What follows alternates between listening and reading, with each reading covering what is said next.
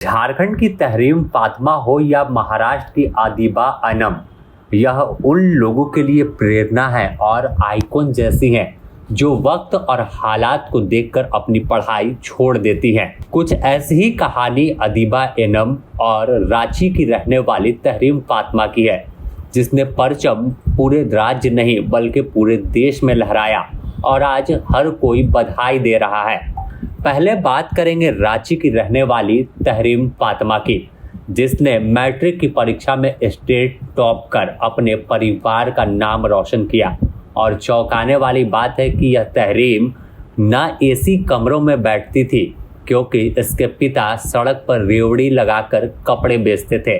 इसके घर महलों जैसे नहीं थे। और दूसरी महाराष्ट्र की अदीबा एनम के बारे में। अदीबा के पिता ऑटो चालक थे, लेकिन जब यूपीएससी का रिजल्ट आया तो चौंकाने वाला था। अदीबा 142वां रैंक ले आई थी और इनके पिता ऑटो चलाते हैं। घर में ऐशो आराम नहीं थे, लेकिन एक जुनून दोनों में था, चाहे अदीबा की बात करें या तहरीम की, कि कुछ कर गुजरना है और आसमान को अपनी मुट्ठी में कर लेना है। बस जब हौसला अपने उफान पर हो तो फिर बड़ी से बड़ी जो बाधा है वो खत्म हो जाती है। अब इन्हें तमाम लोग बधाई दे रहे हैं। अगर बात करें तो जो अदीबा एनम है, उनसे मुलाकात करने खुद राज्यसभा सांसद इमरान प्रतापगढ़ी पहुंचे महाराष्ट्र में, और इसके बाद वह रांची आए, तहरीम फातिमा से मुलाकात की और तमाम लोगों को एक सीख देकर गए। साफ तौर पर कहा कि 2 रोटी कम खाइए, लेकिन अपने बच्चे को जरूर पढ़ाइए। हालात को मत कोसिए, क्योंकि हालात खुद के मुट्ठी में होता है। जैसा चाहेंगे वैसा बदल सकते हैं। सुनाते हैं आपको कि किस तरह से इमरान प्रतापगढ़ी तमाम बेटियों का हौसला बढ़ा रहे हैं और अपील भी कर रहे हैं। मुबारकबाद इस बिटिया को, छोटी बहन को। जब मैंने इसकी कहानी सुनी, इनके वालिदैन के बारे में सुना कि किस तरह से कपड़े की रेहड़ी पे लगा करके, ठेला लगा करके उन्होंने अपने बच्चों को पढ़ाने का जज्बा रखा, ये बहुत बड़ी बात है। सबसे पहले तो ऐसे वालिदैन मुबारकबाद के मुस्तहक हैं कि इतनी ख़राब सिचुएशन में भी, माली हालत बहुत बेहतर नहीं है, उसके बावजूद अपने बच्चों को पढ़ाने के लिए हौसला उनके अंदर है। और उस बिटिया को भी मुबारकबाद तहरीम को, कि जिसने ऐसे माहौल में रह करके मुश्किलों के साथ पढ़ाई की और जेएससी में 97.4% मार्क्स के साथ टॉप किया। तो इस बच्ची को बहुत मुबारकबाद, इसके खूबसूरत मुस्तकबिल के लिए बहुत मुबारकबाद। और ऐसे बच्चों के लिए मैं हमेशा से मेरा जज्बा रहा है कि मैं ऐसे बच्चों के साथ खड़ा रहूं, क्योंकि मैंने इन मुश्किलों को अपनी ज़िंदगी में झेला है, देखा है। और मैं हमेशा पूरे देश में जाके कहता हूं कि इस तरह हौसले आजमाया करो, मुश्किलें देखकर मुस्कुराया करो, 2 निवाले भले कम ही खाया करो, अपने बच्चों को लेकिन पढ़ाया करो।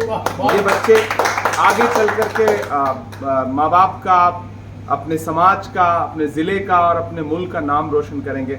मैं अभी 2 दिन पहले महाराष्ट्र में पहली मुस्लिम आईपीएस महिला बनने वाली अदीबा अनम से भी मिल के आया हूँ, जिसकी 142वीं रैंक है यूपीएससी में।